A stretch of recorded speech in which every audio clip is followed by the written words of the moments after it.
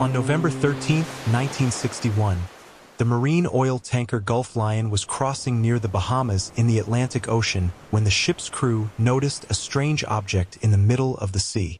The tanker approached the object, which turned out to be a small boat with a man screaming for help and a small girl with him.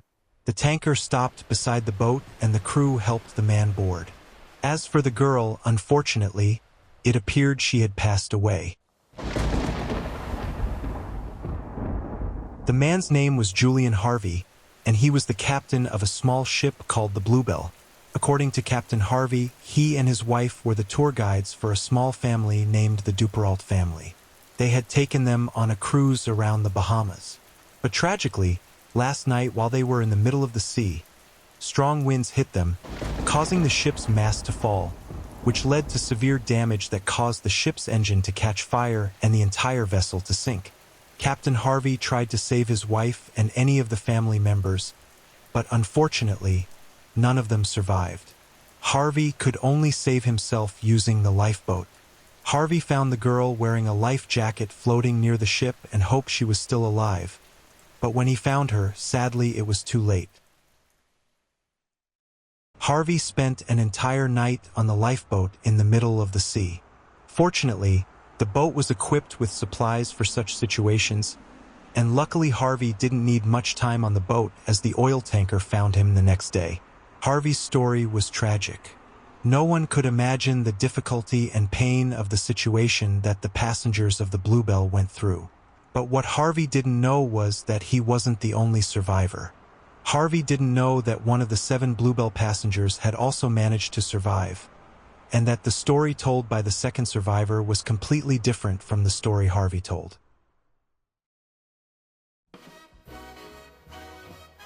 Dr. Arthur Dupperault dreamed of traveling around the world.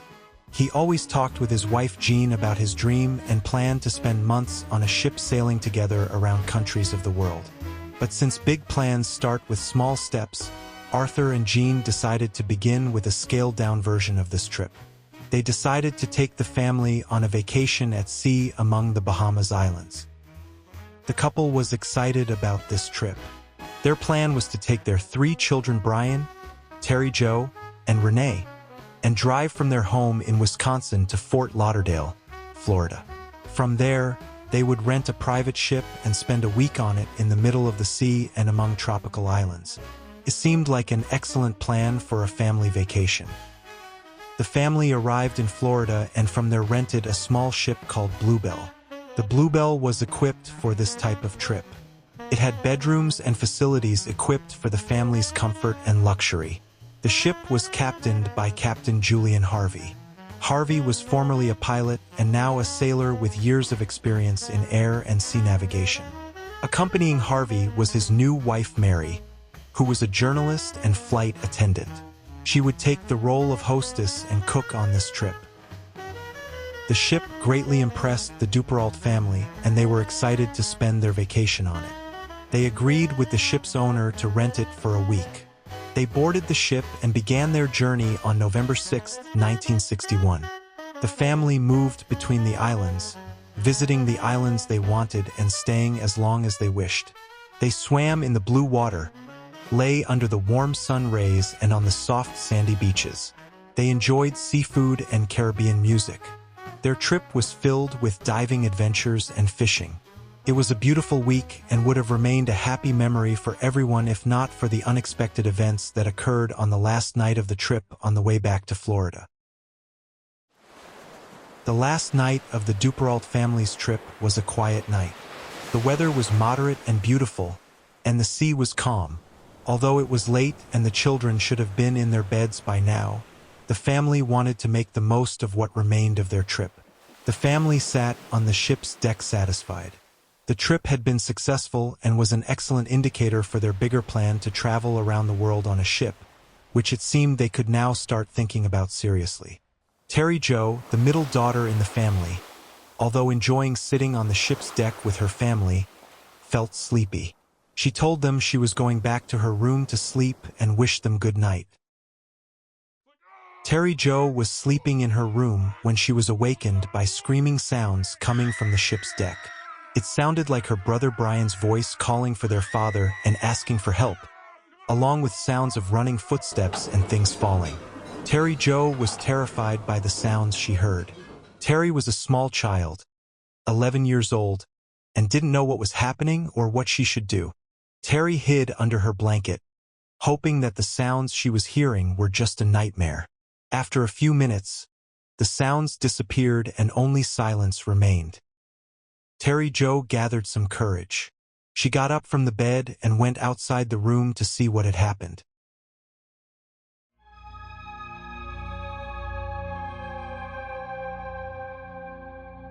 What Terry Jo saw was worse than any nightmare.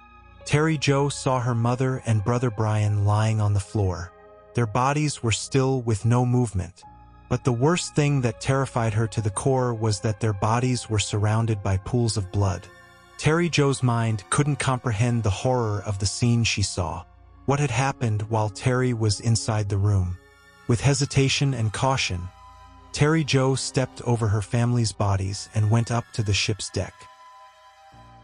On the deck, Terry Jo saw more blood and saw a knife on the floor. Suddenly, Captain Julian Harvey appeared and yelled at Terry Jo. He hit her and ordered her to return immediately to her room. Terry Jo was scared and went back to her room, trying not to look at her mother and brother's bodies lying on the floor. Terry Jo hid under the blanket on her bed, trembling with fear. She couldn't imagine what had happened to her mother and brother and what had brought them to this state. She wondered about her father and little sister Renee. Where were they and what happened to them? Terry sat in the room crying and hoping that this nightmare would end as soon as possible. But it didn't seem like this nightmare would end anytime soon because suddenly the floor of the room started filling with water. It seemed water had begun seeping into the ship, which meant one thing: the ship was sinking. Terry Jo was scared and confused. Should she sit in the room and drown with the ship, or leave the room and enter into the middle of whatever was happening outside? Suddenly, the room door opened and Terry Jo saw Captain Harvey looking at her silently from outside the room, and in his hand was a weapon that looked like a rifle. Harvey kept looking at Terry Jo for a while as if thinking and trying to decide what to do with her. Terry was trembling inside and had no idea what might happen to her. Harvey made his decision and left without saying a word. Terry Jo sat in the room for a while, but the water level was rising rapidly. So Terry decided to leave the room and follow Harvey. When she went up after him to the ship's deck, Terry Jo saw that the lifeboat was on the seawater next to the ship. Terry cautiously asked Harvey if the ship was sinking. Harvey gave her a rope to hold in her hand and told her yes, the ship was sinking. Terry took the rope from Harvey and tried to comprehend the situation. She had just seen her mother and brother killed. Her father and sister had disappeared without a trace. And now the ship was sinking. The amount of information and events happening was more than her mind could comprehend. Suddenly, without knowing what happened, Harvey yelled at Terry Jo and quickly jumped into the water. It took Terry a few seconds to understand, but she realized that the rope she was holding was tied to the lifeboat and that during her confusion, Terry Jo had let go of the rope, thus releasing the boat into the sea. While watching him swim to the lifeboat, Terry Jo noticed that water had reached her feet and began covering the ship's deck. The ship was sinking. Terry Jo remembered there was a life float on the ship. The float was an oval ring made of cork with a net made of ropes in the middle. Terry Jo went to it quickly and miraculously managed to take it and lower it into the water before the ship pulled her with it to the ocean's depth. Terry Jo held onto the float and was pulled with it into the ocean. Terry climbed onto the float and sat on the net, confused about what to do and how to act. The world around her had completely disappeared, leaving only the sky and sea. Terry had no paddle, no map, and no way to steer the float. She had no food or water and was completely soaked and feeling extremely cold. But what really occupied her mind was her family. Terry spent the night on the float crying and praying to God to help her. The second day came, and although the sun rose and illuminated everything, there was nothing to see in any direction except sky and sea. Terry Jo was scared and didn't know what her fate would be in this sea, and there was nothing she could do. At first, the sun was warm and better than yesterday's cold, but over time the sun's heat intensified and became unbearable. Terry Jo would cool herself by lowering her body into the seawater, but she noticed that fish would gather around her when she lowered her body into the water, and who knows, she might attract something bigger and more dangerous. So Terry tried to keep her body underwater for the shortest time possible, but less time in the water meant more time under the hot sun rays. The sun set, night came, and Terry Jo still saw nothing around her but water. Terry felt hungry and thirsty and didn't know how long she could endure. The next day came and the view around Terry remained the same. Sky and sea without any trace of land or anything that could save her. Terry's skin was burning from continuous exposure to sun and salt. The heat was intense and the hunger and thirst even more so, and Terry needed a miracle to save her. Suddenly Terry heard the sound of something different from the waves. It was a mechanical and familiar sound coming from above toward the sky. Terry raised her head and saw a plane flying above her. This was the miracle Terry Jo had been waiting for. Terry Jo screamed at it, waved her hands, and tried to get the attention of those in the plane. Terry screamed louder. She had to get their attention. This might be her only chance of survival, and if she missed it, this would be the end. Terry screamed at the top of her voice, waved her hands, legs, and entire body, but it didn't seem to help. The plane continued on its way and Terry Jo remained in the sea. Terry Jo was tired and exhausted, hungry and thirsty, and still had no idea if there was any way to succeed. Unfortunately, the plane, which seemed like the miracle she was waiting for, passed her without noticing her, and another miracle seemed impossible. Terry Jo spent most of the time with her eyes closed, shielding them from the sun's rays, opening them from time to see if there was any change in the scenery around her. Then Terry saw the shape of something on the horizon. It seemed elevated and different from the rest of the view.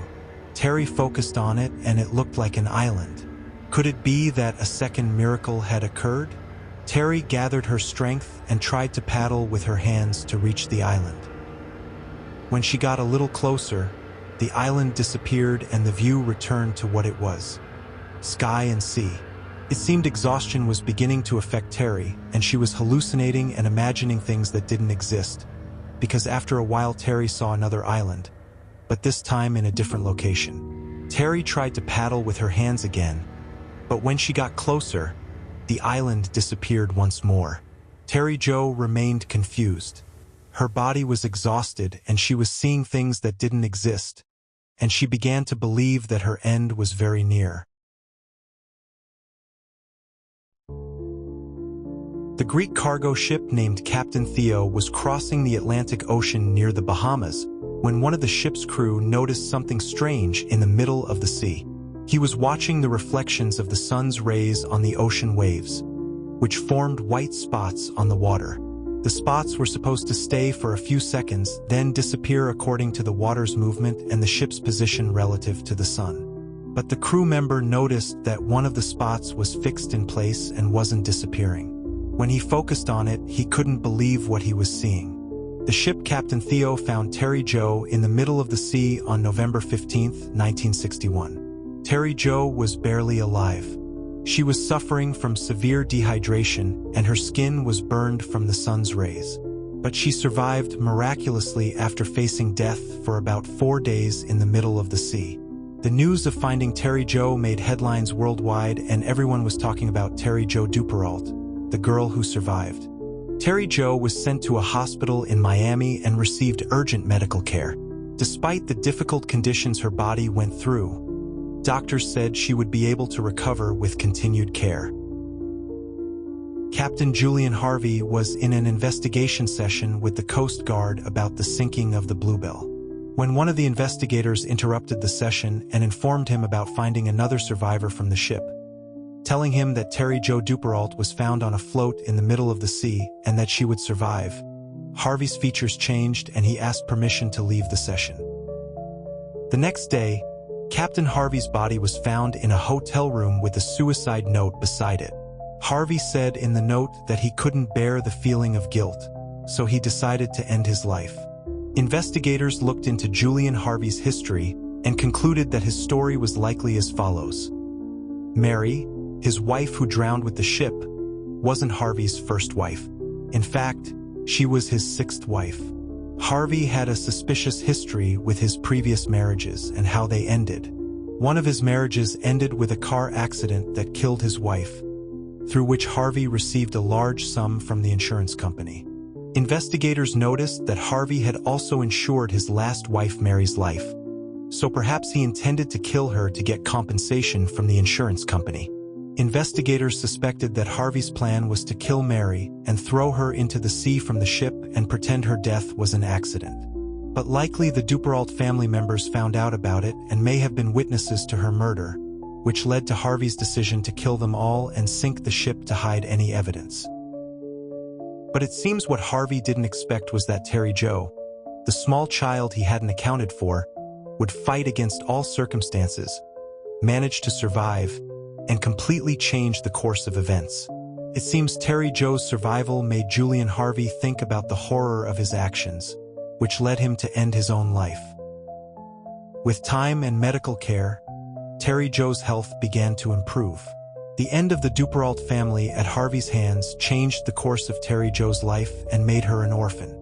But fortunately, Terry Jo still had relatives who volunteered to care for her. After leaving the hospital, Terry Jo settled with her aunt and her husband. In fact, Terry Jo avoided talking about her story for the 30 years following the incident. She didn't like reliving the accident, so she refused to talk about the details of her story with the press. She didn't talk about the details with anyone except those close to her and with security agencies. Even though she tried to get past the incident and live the rest of her life normally, there was something that stayed on Terry Jo's mind and she couldn't get over it for the 30 years following the incident. On the night the ship sank, Terry only saw the bodies of her mother and brother. Her sister Renee's body was found near the life raft with Harvey. But as for her father, she didn't see with her own eyes that he died. So maybe he survived like she did. Terry says that now she's moved past the stage and accepted the reality regarding her father's fate. In reality, Terry finally broke her silence and spoke publicly about the details of the story in a book she published in 2010. Terry Jo says she hopes the message people can take from her story is that no matter how difficult the circumstances, a person can overcome them as long as they have hope and determination to continue and survive. There's debate about Harvey when he gave Terry Jo the rope. What exactly was he planning? Was he planning to save her with him? Or was he planning to deceive her so she would drown with the rest of the ship? Or what exactly was his intention? So let us know what you think in the comments. If you liked the video, share it with your friends on social media. This really helps the channel grow and develop. Thanks for watching and see you in the next video.